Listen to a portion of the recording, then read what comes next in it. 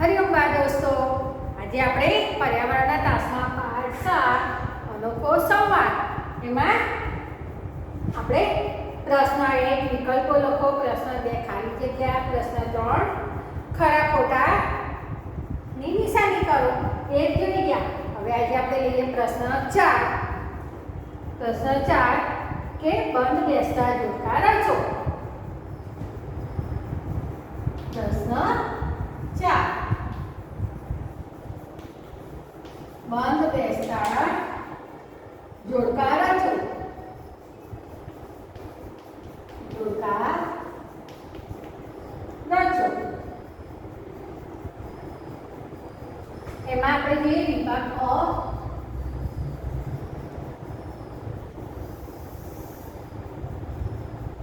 તો પહેલા તો આમાં લખી નાખીએ. 1 નંબર પ્રજ્ઞાચક્ષુ. પ્રજ્ઞાચક્ષુ. પછી મુખ બધિર. 2 નંબર મુખ બધિર. 3 નંબર માનસિક ક્ષતિવાળું. માનસિક ક્ષતિવાળું.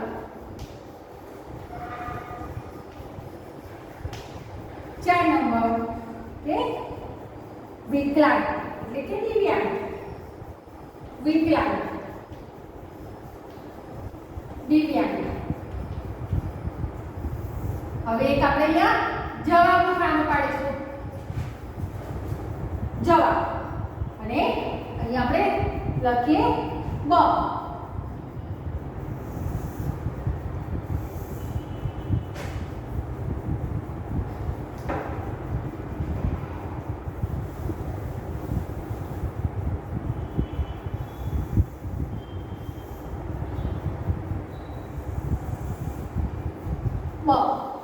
હવે બમાં 1 નંબર લખીએ આપણે કે મન બુદ્ધિ. મન બુદ્ધિ. પછી 2 નંબરનો આપણે લખીએ શરીરના કોઈ અંગની.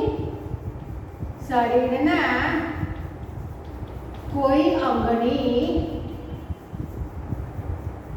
ક્ષતિ ધરાવતું. ક્ષતિ ધરાવતું.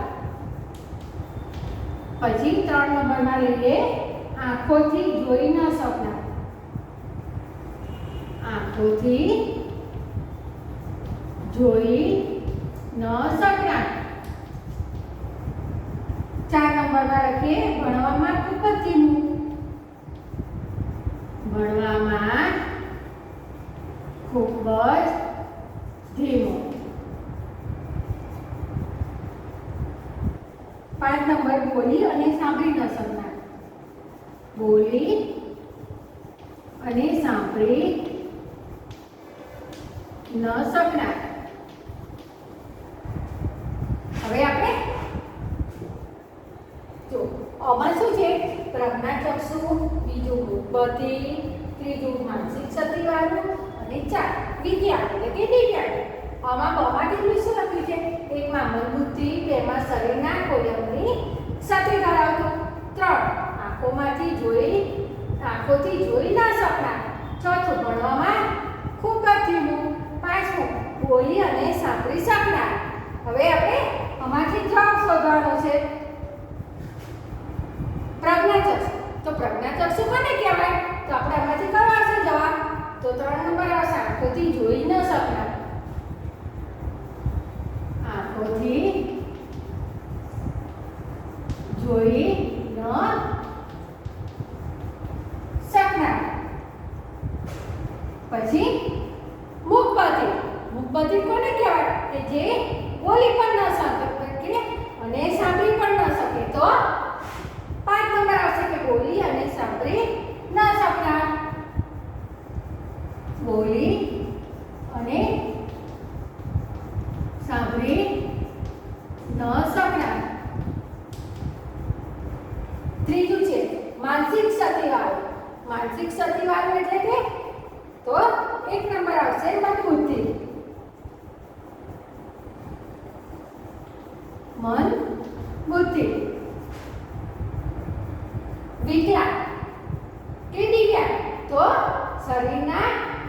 આવશે. શરીરના કોઈ અંગની ક્ષતિ સર્જાશે એટલે શરીરના કોઈ પણ અંગમાં એને ક્ષતિ એટલે કે ખામી ઉના પર. તો બે નંબર શરીરના કોઈ અંગની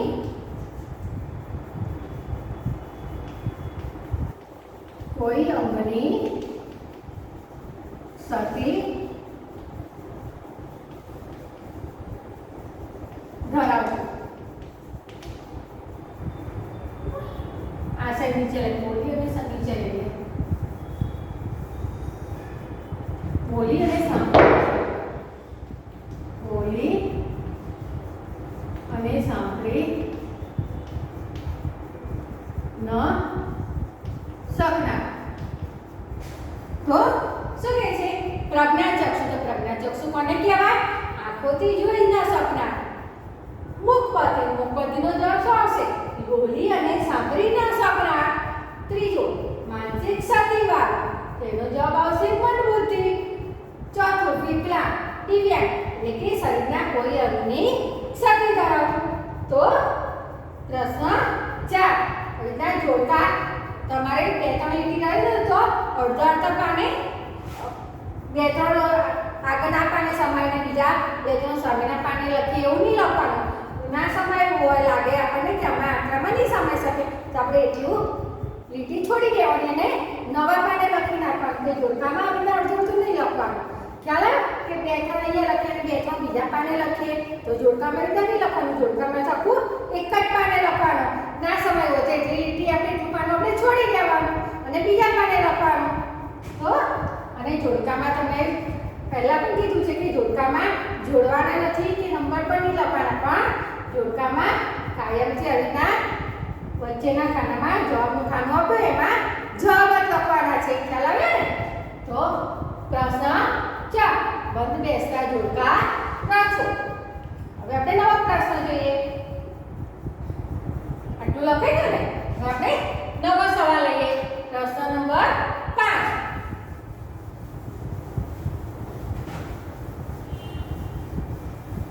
પ્રશ્ન નંબર 5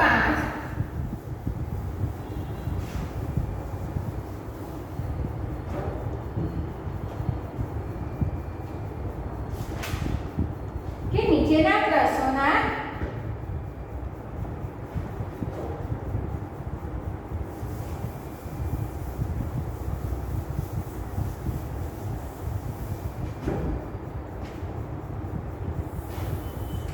પ્રશ્ન નંબર 5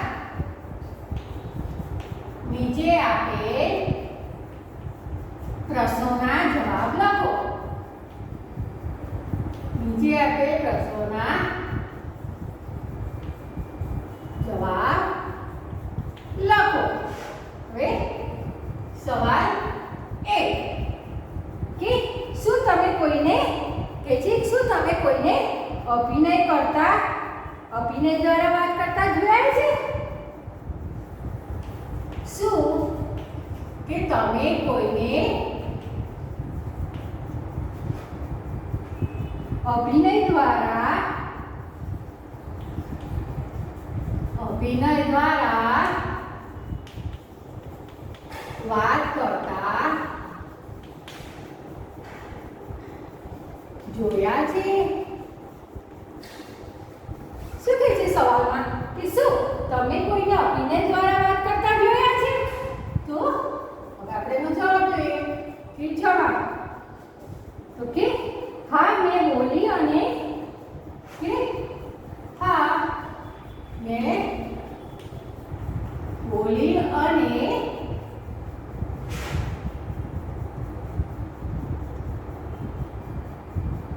અને સાંભળી ન શકતા,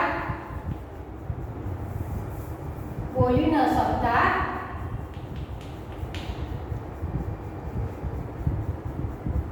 લોકોને નાટકમાં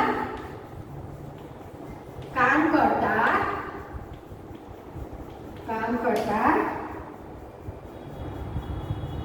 કલાકારોને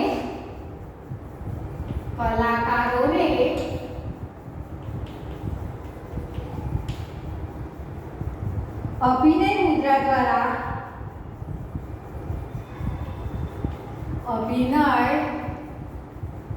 મુદ્રા દ્વારા વાત કરતા જોયા છે. શું કહે છે કે શું તમે કોઈને અભિનય દ્વારા વાત કરતા જોયા છે? તો જવાબમાં શું કહે છે કે હા, મેં બોલી ન શકતા લોકોને નાટકમાં કામ કરતા કલાકારોને અભિનય મુદ્રા દ્વારા વાત કરતા જોયા છે.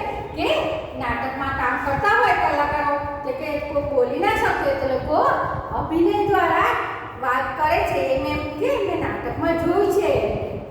સવાલ ને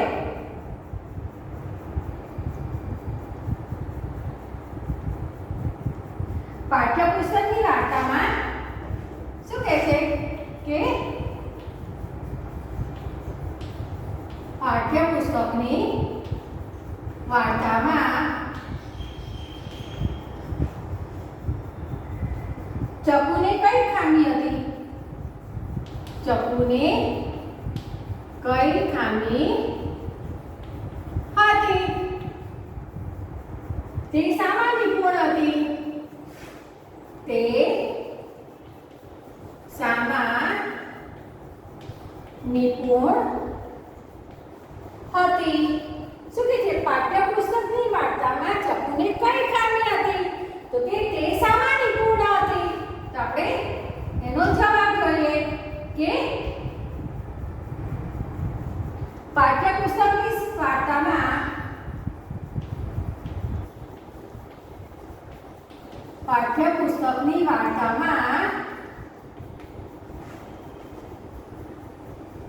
ચકુ બહેરી હતી. ચકુ બહેરી હતી.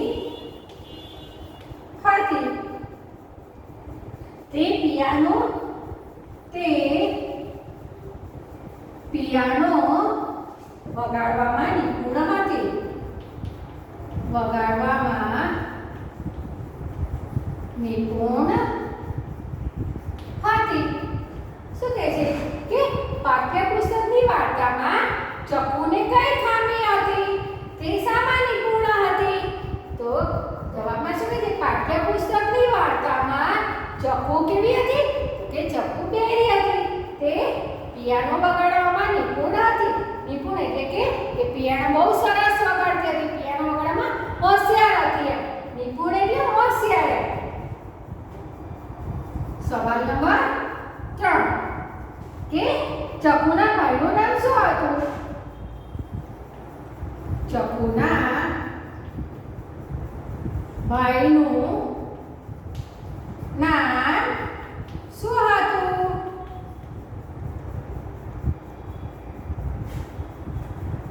સવાલમાં શું કહે છે ચકુના ભાઈનું નામ શું હતું? તો ચકુના ભાઈનું નામ નંદુ હતું. ચકુના ભાઈનું નામ નંદુ હતું. ફરી જો આપણે જોઈએ પ્રશ્ન. આપણે પ્રશ્ન નંબર 5 આવે ને તમારે સૂચના લખવાની. નવો પ્રશ્ન શરૂ થાય તે કીટી છોડીને નવા પ્રશ્નની સૂચના મારવાની કે નીચે આપેલ પ્રશ્નોના જવાબ લખો. હવે સવાલ શું તમે કોઈને અભિનય દ્વારા વાત કરતા જોયા છે? એ પૂછે છે કે શું તમે કોઈને અભિનય દ્વારા વાત કરતા જોયા છે? તો કે હા, મેં બોલી ન શકતા લોકોને નાટકમાં કામ કરતા કલાકારોને અભિનય મુદ્રા દ્વારા વાત કરતા જોયા છે. એટલે કે મેં નાટકમાં કલાકારો કેવા જોયા છે કે તે કલાકાર બોલી નતો શકતો. તે અભિનય મુદ્રા દ્વારા એટલે અભિનય દ્વારા આપણે બતાવીએ ને મુદ્રાઓ કરે હાથથી ચહેરાની અલગ અલગ મુદ્રાઓ કરે એટલે કે અભિનય મુદ્રા દ્વારા મેં એમને વાત કરતા જોયા છે. પછી કે છે સવાલ 2 પાઠ્યપુસ્તકની વાર્તામાં ચકુની કઈ ખામી હતી? તો કે પાઠમાં આપણે જોયું કે ચકુ શું હતી? બહેરી હતી, બોલી નથી શકતી. તો તે કઈ વાતમાં નિપુણ હતી? કઈ વાતમાં હોશિયાર હતી? એમ તો કે પાઠ્યપુસ્તકની વાર્તામાં ચકુ બહેરી હતી પણ તે પિયાનો વગાડવામાં નિપુણ હતી. તો કે પાઠ્યપુસ્તકની વાર્તામાં ચકુ બહેરી હતી પણ તે પિયાનો વગાડવામાં નિપુણ હતી. 3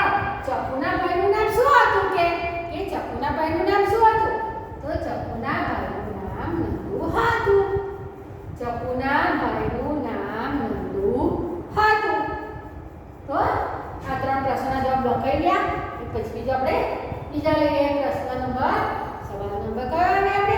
તો કે સવાલ નંબર 4.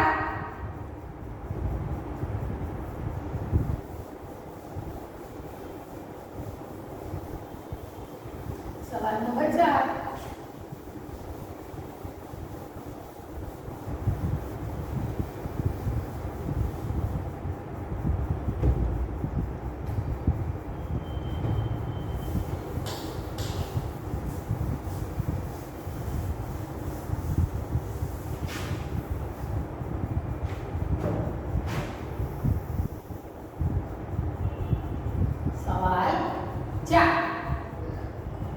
કે છે જે વ્યક્તિ બોલી શકતી નથી, જે વ્યક્તિ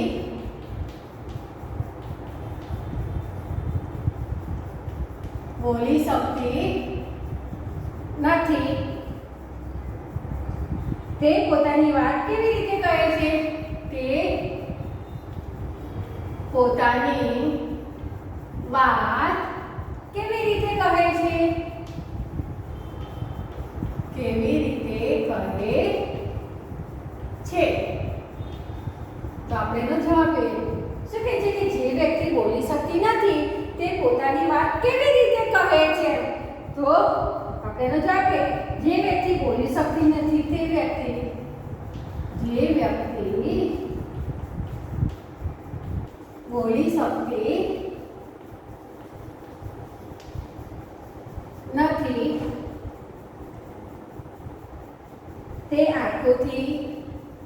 તે આંખોથી પછી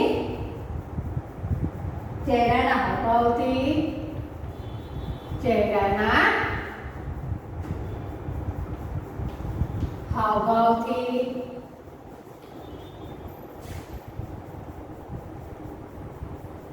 અને હાથના ઈશારાઓથી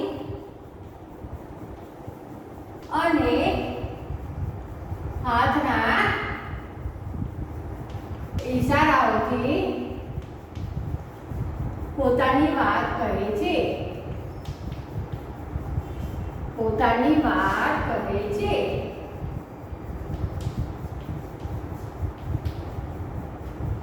તો શું કહે છે કે જે વ્યક્તિ બોલી શકતી નથી તે પોતાની વાત કેવી રીતે કહે છે? તો કે જે વ્યક્તિ બોલી શકતી નથી તે આંખોથી, ચહેરાના હાવભાવથી અને હાથના ઈશારાઓથી પોતાની વાત કહે છે.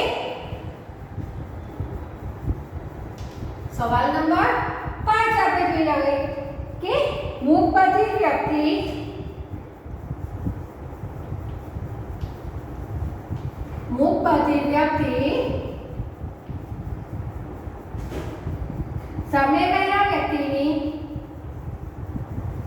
સામેવાળા વ્યક્તિની વાતચીતને કેવી રીતે સમજી શકે છે? વાતચીતને કેવી રીતે સમજી શકે છે?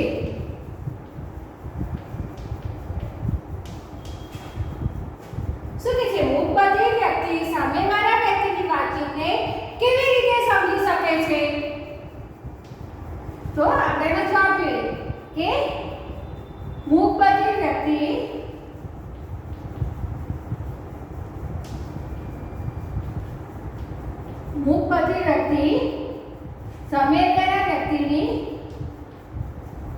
સામેવાળા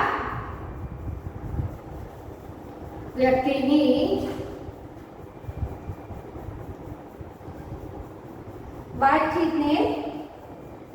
વાતચીતને હોઠના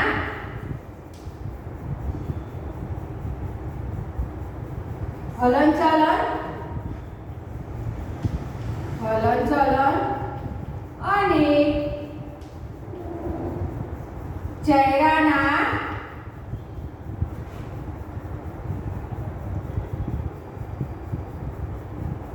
હાવભાવથી સમજી શકે છે. શું કહે છે કે મુખ પરથી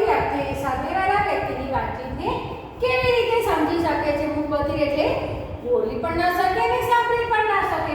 તો કે મૂકબધિર વ્યક્તિ સામેવાળા વ્યક્તિની વાતચીતને ઓઠના હલનચલન અને ચહેરાના હાવભાવથી સમજી શકે છે. ફરીથી જોઈએ આપણે સવાલ નંબર 4 કે જે વ્યક્તિ બોલી શકતી નથી તે પોતાની વાત કેવી રીતે કહે છે? તો કે જે વ્યક્તિ બોલી શકતી નથી તે આંખોથી, ચહેરાના હાવભાવથી અને હાથના ઇશારાઓથી પોતાની વાત કહે છે. સવાલ નંબર 5 મૂકબધિર વ્યક્તિ સામેવાળા વ્યક્તિની વાતચીતને કેવી રીતે સમજી શકે છે? તો કે મૂકબધિર વ્યક્તિ સામેવાળા વ્યક્તિની વાતચીતને હોઠના હલનચલન અને ચહેરાના હાવભાવથી સમજી શકે છે. આ લખાયેલી સવાલ 4 અને 5. હવે આગળ લખીએ સવાલ નંબર 6.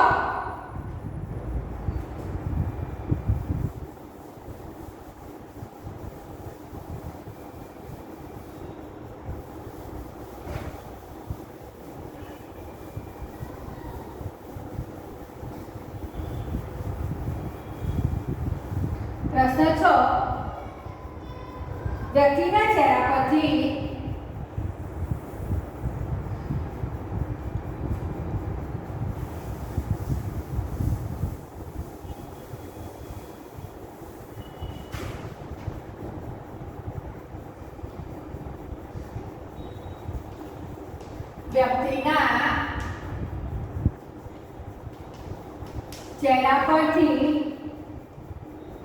આપણે શું જાણી શકીએ છીએ? આપણે શું જાણી શકીએ છીએ? શું કહે છે સવાલ કે વ્યક્તિના ચહેરા પરથી આપણે શું જાણી શકીએ છીએ? તો આપણે એનો જવાબ જોઈએ. જવાબ કે વ્યક્તિના ચહેરા પરથી તે વ્યક્તિના ચહેરા પરથી તે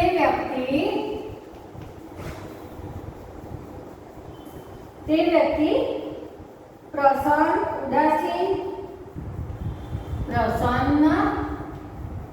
ઉદાસીન કે ગુસ્સામાં છે તે જાણી શકાય છે. ગુસ્સામાં છે તે જાણી શકાય છે. શું કહે છે કે વ્યક્તિના ચહેરા પરથી આપણે શું જાણી શકીએ છીએ? તો કે વ્યક્તિના ચહેરા પરથી તે વ્યક્તિ પ્રસન્ન એટલે કે ખુશ, આનંદિત, પછી ઉદાસીન કે ગુસ્સામાં છે તે જાણી શકાય. કોઈ વ્યક્તિના દરેક વ્યક્તિના ચહેરા પરથી તે બહુ ખુશ છે, આનંદમાં છે, તે ઉદાસ છે કે ગુસ્સામાં છે. ઉદાસ હોય એટલે ગંભીર કહેવાય ને ગુસ્સો એટલે અલગ કહેવાય. એટલે કે ખુશ છે, ઉદાસ છે કે ગુસ્સામાં છે તે વ્યક્તિના ચહેરા પરથી જાણી શકાય છે. કે નૃત્યમાં મુદ્રાઓ કોને કહીએ છીએ? સવાલ 7. નૃત્યમાં મુદ્રાઓ કોને કહે છે?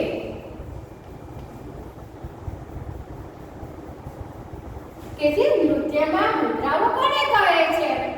તો કે નૃત્યમાં હાથ અને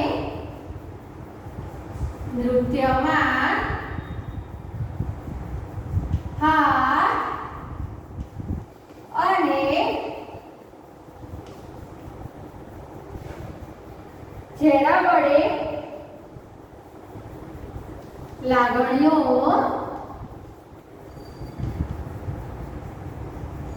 પહોંચાડવામાં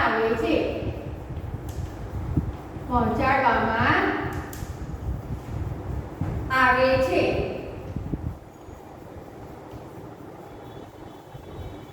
તેને મુદ્રાઓ કહેવાય છે. તેને મુદ્રાઓ કહેવાય છે. શું છે કે નૃત્યમાં મુદ્રાઓ કોને કહે છે? તો કે નૃત્યમાં હાથ અને ચહેરા વડે લાગણીઓ પહોંચાડવામાં આવે છે તેને મુદ્રાઓ કહેવાય છે. નૃત્ય કરતા હોય તેમાં હાથ ચહેરા પર લાગણીઓ દર્શાવવા આવે, હાથ હલાઈ નમિતા અલગ એની મુદ્રાઓ દર્શાવવામાં આવે છે. એને મુદ્રા કહેવાય. હાથના અલગ અલગ ઇશારાઓ કરે એને મુદ્રા કહેવાય.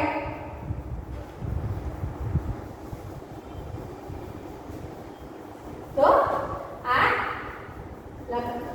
પ્રશ્ન નંબર 6 અને 7 લખાઈ ગયો. ફરીથી જો વ્યક્તિના ચહેરા પરથી આપણે શું જાણી શકીએ છીએ? તો કે વ્યક્તિના ચહેરા પરથી તે વ્યક્તિ પ્રસન્ન, ઉદાસીન કે ગુસ્સામાંથી જે જાણી શકાય છે. સવાલ 7 નૃત્યમાં મુદ્રાઓ કોને કહે છે? તો કે નૃત્યમાં હાથ અને ચહેરા વડે લાગણીઓ પહોંચાડવામાં આવે છે તેને મુદ્રાઓ કહેવાય છે.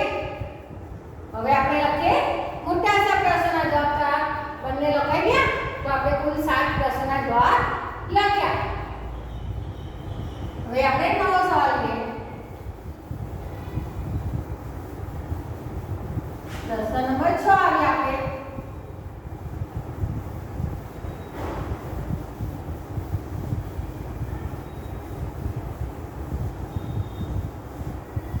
પ્રશ્ન નંબર 6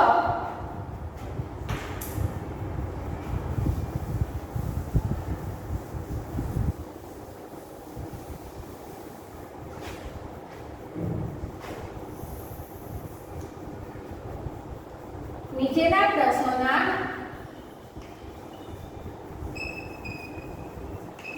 નીચે આપેલ પ્રશ્નોના મુદ્દાસર જવાબ લખો.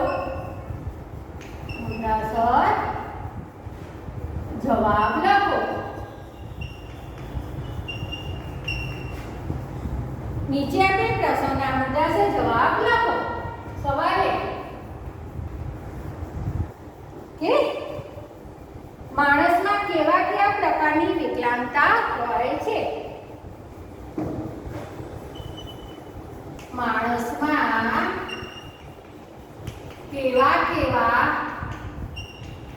પ્રકારની વિકલાંગતા હોય છે? વિકલાંગતા હોય છે. શું કીધું સવાલમાં? માણસમાં કેવા પ્રકારની વિકલાંગતા હોય છે? તો આપણે એનો જવાબ જોઈએ કે માણસમાં આ પ્રકારની વિકલાંગતા હોય છે.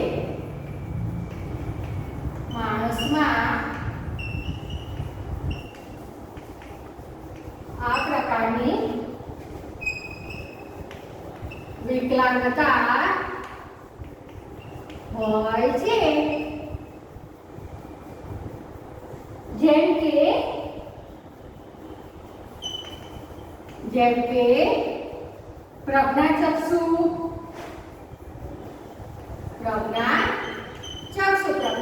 એટલે જે દેખી ના શકતા હોય એટલે કે આંધળા. પછી મૂક બધિર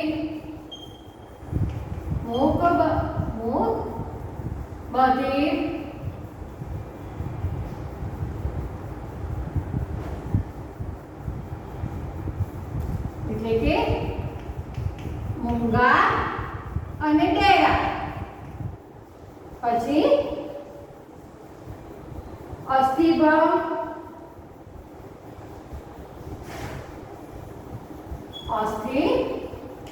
એટલે કે ખોડ ખાંપણ.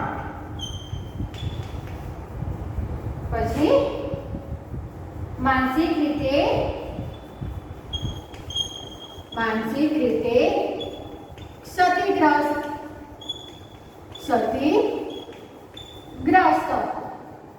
એટલે કે મંદબુદ્ધિ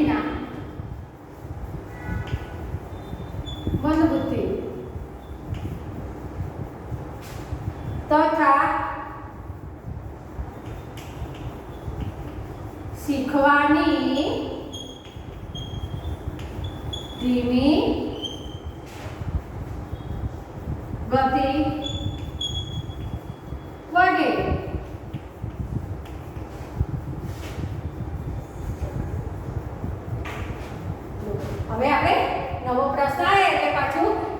એ છોડીને નવા પ્રશ્નની સૂચનામાં આવવાની પ્રશ્ન નંબર 6 નીચે આપેલ પ્રશ્નોના મુદ્દાસર જવાબ લખો. નીચે આપેલ આપણે અહીંયા મેં પ્રશ્નોના લખેલા નીચે આપેલ પ્રશ્નોના નીચે આપેલ પ્રશ્નોના મુદ્દાસર જવાબ લખો. બરાબર. હવે સવારે માણસમાં કેવા કેવા પ્રકારની વિકલાંગતા હોય છે કે માણસમાં અનેક જાતની વિકલાંગતા હોય છે. એટલે શું કહે છે માણસમાં કેવા કેવા પ્રકારની વિકલાંગતા હોય છે તો કે માણસમાં આ પ્રકારની વિકલાંગતા હોય છે જેમ કે પ્રજ્ઞાચક્ષુ એટલે કે જે દેખી ના શકતા હોય એટલે કે એને કહેવાય આંધળા, દેખી ના શકતા હોય. મૂકબધિર એટલે કે બોલી પણ ના શકે અને સાંભળી પણ ના શકે એટલે કે બોલી ના શકે એટલે મૂંગા કહેવાય અને સાંભળી ના શકે એટલે એને બહેરા કહેવાય. અસ્થિભંગ એટલે કે કોઈ પણ શરીરમાં કોઈ પણ અંગમાં ખોડખાંપણ હોય તો કે અસ્થિભંગ એટલે કે ખોડખાંપણ. પછી માનસિક રીતે ક્ષતિગ્રસ્ત એટલે કે મનબુદ્ધિના તથા શીખવાની ધીમી ગતિ હોય, એની ઉંમર થઈ ગઈ હોય, મોટા થઈ ગયા પણ છતાં પણ એમની શીખવાની ગતિ ધીમી હોય તો વગેરે હોય છે. તો ફરીથી જો માણસમાં આપ લખી નાખીને પ્રશ્ન 6 ની સૂચના નીચે આપણે પ્રશ્નોના મુદ્દાસર જવાબ લખો. પછી સવારે આપણે જોઈએ કે માણસમાં કેવા કેવા પ્રકારની વિકલાંગતા હોય છે. શું કહે છે સવાલમાં? માણસમાં કેવા કેવા પ્રકારની વિકલાંગતા હોય છે એટલે કે કેવા વિકલાંગતા એટલે કે ક્ષતિ હોય છે, ખામી હોય. વિકલાંગતા એટલે ક્ષતિ, ખામી, ઉણપ કે કઈ હોય છે માણસમાં. તો કે અનેક જાતની અલગ અલગ વિકલાંગતા હોય છે, અનેક ક્ષતિ હોય છે, ઉણપો હોય છે, દરેકમાં અલગ અલગ. તો કે માણસમાં આ પ્રકારની વિકલાંગતા હોય છે જેમ કે પ્રજ્ઞાચક્ષુ એટલે કે પ્રજ્ઞાચક્ષુ કોને કહેવાય કે જે દેખી ના શકતા હોય, જોઈ ના શકતા હોય, એને શું કહેવાય? આંધળા એટલે કે પ્રજ્ઞાચક્ષુ. મૂકબધિર એટલે કે બોલી પણ ના શકે અને સાંભળી પણ ના શકે એને કહેવાય મૂકબધિર એટલે કે મૂંગા એટલે બોલી ના શકે અને સાંભળી ના શકે એને કહેવાય બહેરા. અસ્થિભંગ એટલે કે ખોડખાંપણ, શરીરમાં કઈ ખોડખાંપણ હોય તેને અસ્થિભંગ કહેવાય. માનસિક રીતે ક્ષતિગ્રસ્ત એટલે કે મગજનીમાં એને માનસિક ક્ષતિ હોય, મગજની એને કોઈ ઉણપ હોય તો એને કહેવાય મંદબુદ્ધિ. તથા શીખવાની ધીમી ગતિ વગેરે પ્રકારની વિકલાંગતા હોય છે. ખ્યાલ આવ્યો? ફરીથી એક વખત જો આપણે એનું પુનરાવર્તન કરી દઈએ. તમારે નોટમાં બોલતા જવાનું અને લખતા જવાનું ને સરસ અક્ષર અક્ષર મળી જાય. સરસ અક્ષરે વચ્ચે બે શબ્દ વચ્ચે જગ્યા હોવી જોઈએ. બહુ ભેગું નહીં લખવાનું કે બહુ એકદમ વધારે જગ્યા પકડી રાખવાની. બે શબ્દ વચ્ચે થોડી જગ્યા હોય પછી બીજામાં વધારે જગ્યા હોય એવું ના હોય. બધામાં એક જ સરખી જગ્યા હોવી જોઈએ દરેક વચ્ચે. પેલું તો કેટલું કાઢું લાગે આપણી નોટમાં, બરોબર ને? અને અક્ષર પણ એકદમ સરસ લખવાના. વાક્ય પૂરું થઈ જાય, પૂર્ણવિરામ, અલ્પવિરામ જે બી આવતું હોય બધાની નિશાની પર વાળી. વાક્ય પૂરું થાય એટલે શેની નિશાની આવે તો કે પૂર્ણવિરામ આવે ને. તો જો કે માણસમાં કેવા કેવા પ્રકારની વિકલાંગતા હોય છે. માણસમાં આ પ્રકારની વિકલાંગતા હોય છે જેમ કે પ્રજ્ઞાચક્ષુ એટલે જે જોઈ ના શકતા હોય તેને પ્રજ્ઞાચક્ષુ કહેવાય. મૂકબધિર એટલે કે બોલી પણ ના શકે અને સાંભળી પણ ના શકે એટલે કે મૂંગા બહેરા. તો કે મૂંગા એટલે બોલી ના શકે અને બહેરા એટલે સાંભળી ના શકે એટલે કે મૂંગા બહેરા. અસ્થિભંગ એટલે કે ખોડખાંપણવાળા. માનસિક રીતે અસ્થિભંગ એટલે કે શરીરના કોઈ પણ અંગમાં ખોડખાંપણ હોય તેને ખોડખાંપણ કહેવાય. માનસિક રીતે ક્ષતિગ્રસ્ત એટલે કે મનબુદ્ધિ.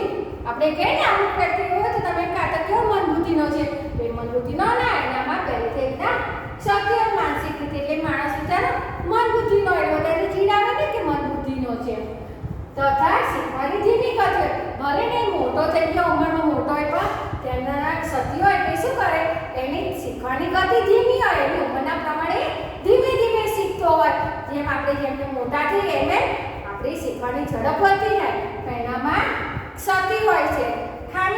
શું કરે ઉંમરના પ્રમાણે ધીમે ધીમે શીખી શકે છે એનામાં ઝડપ નથી હોતી માટે ધીમી ગતિથી શીખે છે તો આટલું આપણે આજે નોટમાં લખી નાખીશું પાઠ 7 ના અનોખો સંવાદ એના આગળ આપણે લખ્યા ટૂંકમાં પ્રશ્નના જવાબ અને નીચે આપણે પ્રશ્નના મુદ્દાસર જવાબ લખો તો આપણે મુદ્દાસરમાં એક સવાલનો જવાબ લખો તો આટલું સરસ વ્યવસ્થિત લખી નાખજો બાકીનું આપણે